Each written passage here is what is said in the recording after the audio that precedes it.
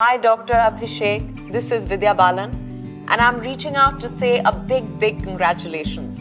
Please know that we both are constantly rooting for you and are very proud of your achievement. We both wish you continued success in all that you do. Just aim high and onwards and upwards. You deserve the best. नमस्कार, स्वागत है आपका news 11 में और मैं हूं आपके साथ बलराम शर्मा। आज हम लोग माफ़ी चाहता हूं, बुर्जा मार्ग स्थित राधा बिहारी निकुंज इन में हम इस समय खड़े हुए और यहाँ एक प्रेस कॉन्फ्रेंस का आयोजन किया गया है। इस प्रेस कॉन्फ्रेंस में पहले तो मैं ये बता दूं कि वृंदावन के लोगों के लिए ये हर्ष का विषय है और हर्ष इसलिए है क्योंकि हमारे वृंदावन से ही जो MRC आयुर्वेदा, आप सब जानते होंगे MRC आयुर्वेदा को, उनके जो डॉक्टर हैं डॉक्टर अभिषेक हमारे साथ में हैं, उनको रियल लाइफ हीरो का अवार्ड दिया गया है। कहाँ से अवार्ड मिला है, किस तरीके से उनको सम्मानित किया गया, उनसे भी जानेंगे, लेकिन यहाँ मैं परिचय करा दूं। यहाँ संजय जी हमारे साथ में, संजय शर्मा जी। उधर अगर देखें तो डॉक्टर नितिन गोयल हमारे साथ में है। महाराज श्री महामंडलेश्वर महाराज जी हमारे साथ में हैं और इसी के साथ में डॉक्टर अभिषेक, तो जिस तरीके से मैंने आपको परिचय दे ही दिया, MRC आयुर्वेदा के जो डॉक्टर हैं डॉक्टर अभिषेक जी, वह हमारे साथ में हैं। मैं पहले उनसे ही जान लेता हूँ, सर किस तरीके का अवार्ड है और कैसे आपको मिला और कहाँ से प्राप्त हुआ और किस तरीके से रहा ये पूरा? देखिए, ये अवार्ड फंक्शनिंग जो दिल्ली में हुई थी, इसमें गोल्डन स्पैरो करके एक संस्था है जो कि भारतवर्ष के जितने भी जिन्होंने किसी क्षेत्र में अच्छा काम किया है 31 लोगों को हर साल सम्मानित करते हैं। तो हम पिछले 8-10 महीने से एक वर्क कर रहे हैं कि मंत्रों के द्वारा आदमी को अर्धचेतन अवस्था में ले जाकर फिर उसकी सर्जरी करते हैं। तो मैं बेसिकली शार्सूट सर्जरी करता हूँ, पाइल्स फिस्टुला फिशर की। तो उसमें क्या होता है कि मंत्रों के द्वारा उसके हम सब कॉन्शियस माइंड को अर्धचेतन अवस्था में ले जाते हैं। तो ये काम हम भारत में पहली बार स्टार्ट किया है। उसके देखते हुए मेरा चयन हुआ, वहाँ से कॉल आया और फिर अभी विगत 3 दिन पहले रेडिसन ब्लू में एक प्रोग्राम था जिसमें तंजानिया की जो एम्बेसडर थी उनके द्वारा ये सम्मान दिया गया। सर ये थोड़ा सा कुछ अजीब सा लग रहा है सुनने में, कुछ अटपटा सा समझ में आ रहा है। मंत्रों के द्वारा आप किसी व्यक्ति को पहले अवचेतन अवस्था में लेकर के जाते हैं, फिर उसके बाद में उसका ऑपरेशन करते हैं, जो भी आप सर्जरी करते हैं, तो उसको पेन, दर्द वगैरह ये सब चीज़ें नहीं होती हैं, क्या यही कहना चाह रहे हैं आप? देखिए, 2 चीज़ होती है। मन एक तो होता है कॉन्शियस माइंड, जैसे हम सोच रहे हैं, बोल रहे हैं, तो अभी चेतन अवस्था है, और एक होती है अर्धचेतन अवस्था, जब आदमी सो जाता है या ध्यान में जाता है। तो आपने देखा होगा कि बहुत सारी चीज़ें ध्यान में पता नहीं चलती हैं। तो हम वही टेक्निक के द्वारा, मंत्रों के द्वारा, ऊर्जा के द्वारा, वॉइस के द्वारा और एक वाइब्रेशन, एक साउंड के द्वारा, उसके द्वारा जो आदमी को है किसी और, उसके मन को कहीं और ले जाते हैं। तो उसका मन कहीं और चला जाता है, वो सो जाता है बेसिकली, और मन कहीं और चला जाता है। उसके बाद में 20 मिनट बाद में हम ये चालू करते हैं, तो निडल प्रिक का भी पेन नहीं होता, उसको पता नहीं चलता कि कब हमने निडल प्रिक कर दी। तो फिर जब पूरा केस हो जाने के बाद में, क्योंकि क्या होता है कि बहुत से पेशेंटों में हम एनेस्थेटिक डॉक्टर को बुलाते हैं, एनेस्थेटिक डॉक्टर मना करता है कि इस पेशेंट में नहीं कर सकते, ये घबराया हुआ पेशेंट है। तो पिछले कई सालों से मैं इस पर काम कर रहा था और 1 साल से मैंने काफ़ी इस पर वर्क किया। पेशेंटों को अगर 8-10 महीने से चालू करें और काफ़ी सैकड़ों पेशेंटों पे हम कर चुके हैं। उसमें कुछ नहीं करते हैं हम, ऑलरेडी एक वाइब्रेशन, एक माहौल पैदा करते हैं, उसके कानों में एक हेडफोन लगाते हैं और उसको 20 मिनट में वो वहाँ पहुँच जाता है। उसके बाद हम शार्सूट चिकित्सा चालू करते हैं। तो ये कहना चाहते हैं, जिस तरीके से हमने अक्सर टीवी सीरियलों में जो धारावाहिक, जो धार्मिक टीवी सीरियल्स आते हैं, उनमें देखा जाता है कि ऋषि मुनि तपस्या कर रहे हैं तो वो लीन हो गए, उन पे मिट्टी का ढेर जम गया या उन पे चींटियाँ चढ़ रही हैं, कुछ खा रही हैं उनको, तो उनको कोई असर नहीं पड़ता था। क्या ये कहना चाहते हैं कि वो वाली जो पद्धति थी वही यहाँ पर ये दिखाई दे रही है? बिल्कुल वही पद्धति है, क्योंकि अर्धचेतन अवस्था तभी आती है जब आदमी को सेंस, हमारा जो माइंड है, दिमाग है, जो मन हम देख रहे हैं, वो सो जाता है और अवचेतन मन जागृत हो जाता है। तो हम उसी अवस्था में 20 मिनट में ले जाते हैं और इसका रिजल्ट 100 में से लगभग 95 पेशेंट मरीजों के में 90 से 95% पेन कम हो जाता है। जब हम बाद में पूछते हैं तो उसको एक तो समय का आभास खत्म हो जाता है, वो कहता है 15 मिनट हुए, जबकि 1 घंटा 1.5 घंटा लगता है, तो उसको पता नहीं चलता है। और जब पूछते हैं कि पेन है तो पेशेंट कहता है नहीं, मुझे तो थोड़ा सा पता चला, ऐसा लगा चींटी ने काटा, कोई तो वो भी मना करते हैं। ये सारे एविडेंस हमारे पास हैं। ये भारत में हमने पहली बार स्टार्ट किया है और आने वाले समय में एक ऐप के थ्रू ऑल ओवर इंडिया के डॉक्टर्स को हम ये फैसिलिटी देंगे और ये स्टार्ट करेंगे बड़े लेवल पे। देखिए, मैं यहाँ एक छोटा सा संशोधन कर दूं और बता भी दूं, अपने दर्शकों को भी बता दूं। डॉक्टर साहब कुछ ना कुछ क्रिएटिव करते हैं, कुछ नया करते हैं, चाहे वह बंदरों की नसबंदी को लेकर के हो, चाहे उसके बाद में एमआरसी आयुर्वेदा के द्वारा जो फिस्टुला और फिशर के जो पेशेंट हैं उनके ऑपरेशनों को लेकर के हो, जो पूरी इंडिया में अगर कहीं अच्छे हॉस्पिटलों में भी जो हाथ खड़े कर चुके हों, उन चीज़ों को भी ठीक करके वृंदावन की इस धरा से डॉक्टर साहब ने भेजा है। चाहे वो चिड़ियों को लेकर के हो, हमारे डॉक्टर साहब के द्वारा एक चिड़ियों का प्रोजेक्ट बहुत ही सुंदर तरीके से चलाया जा रहा है, जहां चिड़ियों को के लिए एक घोंसले बनाए गए हैं। बहुत ही अद्भुत कार्य है और डॉक्टर साहब ऐसे नए नए कार्यों को करते ही रहते हैं। अब वह जिस तरीके से बता रहे हैं कि हमने अक्सर सीरियलों में देखा, देखिए मैं आपको इतनी डीपली तो नहीं समझाना चाहूँगा, लेकिन मैं आपको एक बिल्कुल सीधे तरीके से समझाता हूँ।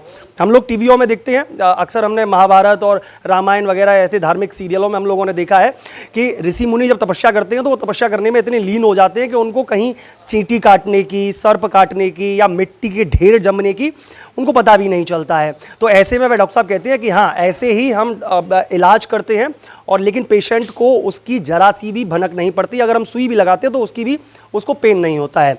ये डॉक्टर साहब के लिए बहुत ही अच्छा अचीवमेंट है और इसके साथ साथ में हमारे वृंदावन के लिए भी ये गौरवान्वित करने वाली बात है।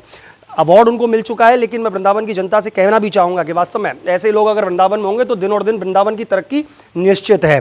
हमारे साथ में महाराज श्री भी हैं, महामंडलेश्वर जी हैं। मैं नाम इसलिए नहीं लेना चाह रहा क्योंकि शोभा नहीं देता है मुखारविंद से।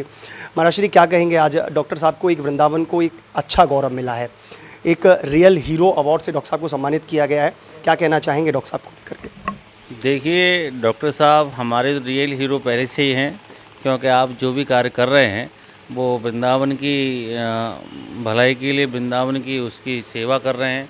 जब से आप धाम में आए हैं और कुछ ना कुछ नया कर रहे हैं, लोगों को प्रेरणा दे रहे हैं। जो एमआरसी फार्मेसी जो है, और निश्चित ही सनातन धर्म में जो परंपराएं थी, वैदिक क्रियाएं हैं, जो पहले से चिकित्सा की जो तरीके हैं, उन सभी को साथ लेके डॉक्टर साहब सेवा कर रहे हैं। मैं ये कहूँगा ब्रज में आके, वृंदावन में आके एमआरसी जो संस्था जितने भी कार्य कर रही है वो बहुत ही सराहनीय कार्य हैं।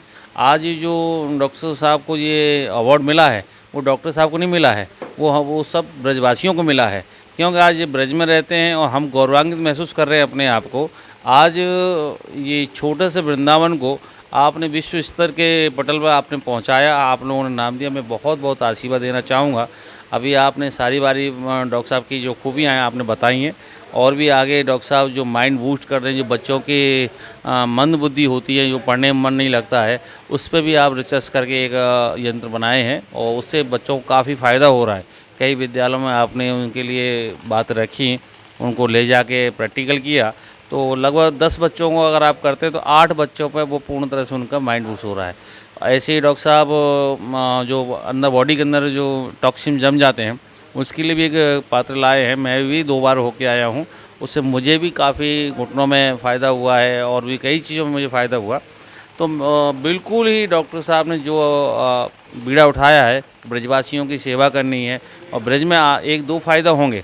अगर वृंदावन कोई आता है, कैसे भी आ जाता है, चाहे सेवा के बहाने से आए, चाहे बिहारी दर्शन करने से आए या किसी और से आए, उसका भला तो होगा ही होगा, साथ में सेवा का भी भाव होगा। तो डॉक्टर साहब को मैं बहुत बहुत आशीर्वाद देना चाहता हूँ साधु समाज की तरफ से। आप ऐसे आगे कार्य करते रहें। बिल्कुल, देखिए मैंने कहा आप यहाँ पुष्टि लग गई है, महाराज जी ने उस पर मोहर लगा दी है। जो बातें मैंने कही, जो मैंने बातें आपको बताई डॉक्टर साहब के बारे में, वहाँ पर डॉक्टर साहब महाराज श्री की भी मोहर लग चुकी है। मैं डॉक्टर नितिन के पास में भी आऊँगा, उससे पहले संजय जी हमारे साथ में। और संजय जी का मैं एक परिचय और दे दूँ। संजय जी काफ़ी लंबे समय से, मतलब बरसों से एमआरसी आयुर्वेदा के साथ जुड़े हुए हैं। मुझे जहाँ तक ध्यान है, जितना मुझे अभी तक ध्यान है मेरी पत्रकारिता लाइफ में, संजय जी ने, मैंने बंदरों वाले प्रकरण से जब नसबंदी को लेकर के एक आवाज़ बुलंद हुई थी वृंदावन के जो डॉक्टर अभिषेक ने उठाई थी, उसमें भाई साहब भी संग में थे। मुझे आज भी ध्यान है। भाई साहब मैंने कुछ गलत कहा? कुछ क्रिएटिव रहता है, हर बार कुछ क्रिएटिव रहता है, कुछ ना कुछ नया देखने को मिलता है जो कहीं नहीं वो डॉक्टर साहब के पास अवेलेबल है। क्या हकीकत है ये? नंबर 1 डॉक्टर तो ये कहलाए ही जाते हैं चार सूत्र में, लेकिन अब नई नई जो टेक्नोलॉजी लेकर के आ रहे हैं वो कुछ हटके है। मैं ये समझता हूँ कि डॉक्टर साहब हमारे डॉक्टर तो हैं ही, आयुर्वेदिक के बहुत अच्छे डॉक्टर हैं। दूसरी बात, समाज के विभिन्न क्षेत्रों में विभिन्न जो कार्यकलाप होते हैं उसमें सबसे ज़्यादा आगे बढ़ के कार्य करते हैं। बंदर प्रोजेक्ट जैसे आपने बताया, बंदर प्रोजेक्ट को सबसे पहले यही वृंदावन में सबसे इन्होंने लेके आए। काफ़ी मुलाकातें हुई, उन्होंने मुख्यमंत्री जी से भी मुलाकात हुई, दिल्ली में भी जाके मुलाकात हुई। उस तरीके से उन्होंने काम किया और बहुत बड़ा प्रोजेक्ट उन्होंने तैयार भी किया था, नसबंदी के रूप में भी तैयार किया था। वो कार्य आगे नहीं बढ़ पाया, उसमें अलग कहानी है। लेकिन उस तरीके के प्रयोग वृक्षारोपण में मैं समझता हूँ पूरे परिक्रमा मार्ग में शुरुआत हमारी वृंदा चैरिटेबल ट्रस्ट ने की थी, इसमें डॉक्टर साहब के नेतृत्व में, और काफ़ी कुछ पेड़ पौधे वृंदावन के उसमें परिक्रमा मार्ग में और जगहों पर लगाए।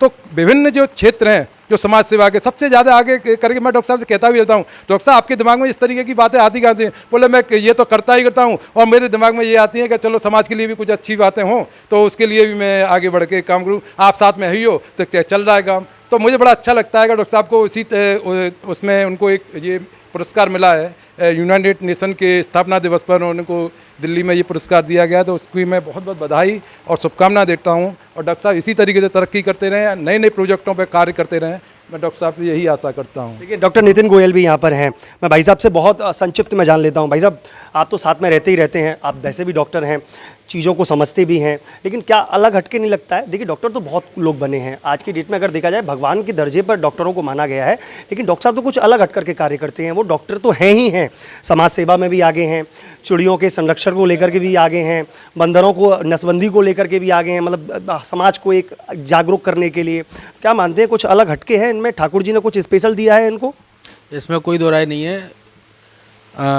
डॉक्टर अभिषेक मेरे बड़े भाई हैं, और मैं जब से मिला हूँ इनसे, 2007 से मेरा संपर्क है, तब से मैं देख रहा हूँ इनके ऊपर कुछ ऋषि मुनियों की, संतों की, बड़ों की ऐसी कृपा रही है कि पता नहीं। जो अभी सब महाराज जी ने भी बोला माइंड बूस्ट करने का और सारी चीज़ों का, इनके ऑलरेडी बूस्टअप है।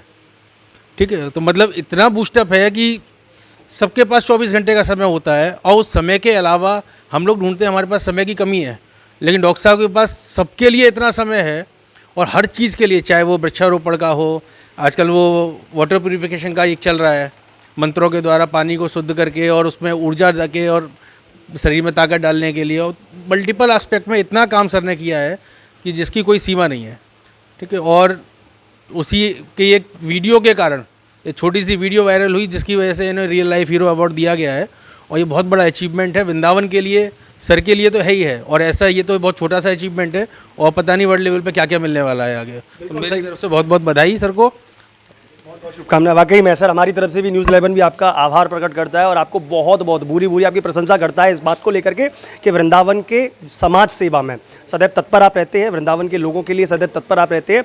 और डॉक्टर साहब रियल में कभी आप अगर मैं अक्सर चर्चाएँ होती हैं तो डॉक्टर साहब 11 बजे तक तो वैसे ही जगते हैं, और सुबह अगर आप 5 बजे भी फ़ोन करेंगे तो 5 बजे डॉक्टर साहब का फ़ोन उठ जाता है और कहते हैं कि मैं तो रेडी हूँ, बस केवल चल दीजिए, कहीं चलना है तो रियल में मतलब पता नहीं सोते हैं या नहीं सोते हैं, या ऐसे ही इन चीज़ों में दिमागों को लेकर के जाते हैं, भगवान जाने। लेकिन सर बहुत बहुत मुबारक आपको ये अचीवमेंट के लिए सर, बहुत बहुत मुबारकबाद। तो ये रही हमारी एक खास खबर वृंदावन के लिए, एक खुशखबरी। ऐसी अन्य खबरों को देखने के लिए जुड़े रहिए न्यूज़ 11 के साथ में अपने सहयोगी हर्ष गोस्वामी के साथ। मैं बलराम शर्मा, न्यूज़ 11 वृंदावन।